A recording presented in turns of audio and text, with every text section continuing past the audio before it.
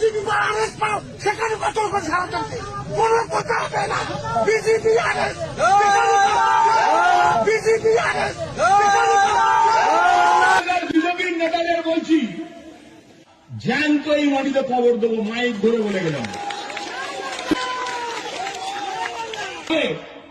যেদিন মিটিং করবেন তার পরের দিন আপনার ঘর আমি দাঁড়িয়ে থেকে ভেঙে দেবো।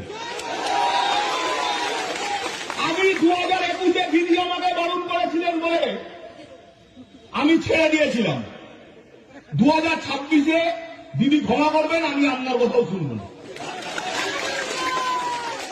2026-এ আমরা দলের কর্মীরা আমরা আমাদের মতো চলব।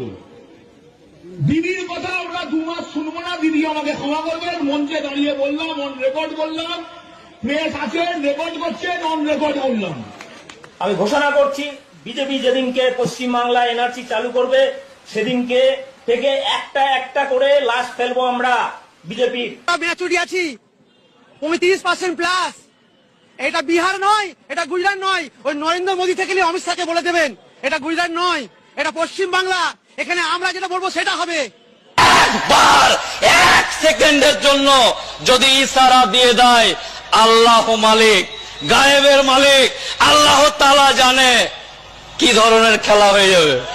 আছে সে যদি 2 তলা ঘরও হয় আর তৃণমূলের যদি কর্মী থাকে ঝান্ডা ধরে ঘরে, সে ঘরটি পাবে। আর যার ঘর ভাঙা ঘর, তৃণমূল করে না, বিজেপি করে বা অন্য দল করে, সে ঘর দেবো না, এই কথা দিয়ে গেলাম আপনাদের আজকে। 40 কোটির উপর মুসলমানের বসবাস। বাংলাদেশের মুসলমানদের সংখ্যা কত? 19-20 কোটি। পাকিস্তানের কত? 25 কোটি। সেই দিক দিয়ে ভারতবর্ষে মুসলমানদের সংখ্যা 40 কোটিরও বেশি।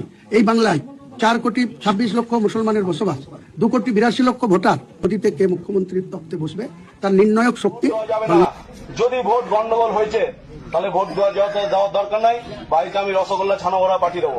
আর আমাদেরকে জিতিয়ে যদি কাজ করাতে হয় প্রত্যেকটা বিষয়ে, পাড়ার ছেলে পাড়ার লোক যারা তৃণমূল করে মানুষের পাশে থাকে 24 ঘন্টা, তাদেরকে ভোট দিতে হবে। এবছর যেন ভোট নষ্ট না হয়, পরিষ্কারভাবে বলে দিচ্ছি, খাতা এন্ট্রি করা থাকবে, কোন বাড়ির কে ভোট দিচ্ছে আমরা সব পুরো মোটামুটি আমাদের ক্যামেরা থাকবে। এবার যা ভোট হবে সব লাইভ হবে।